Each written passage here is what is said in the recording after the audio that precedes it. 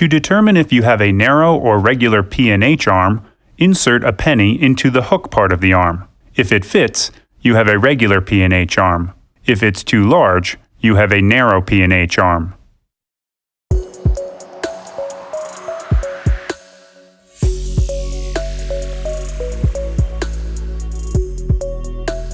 Here's how to install a Rain-X Expert Fit Beam wiper blade on a narrow P&H arm.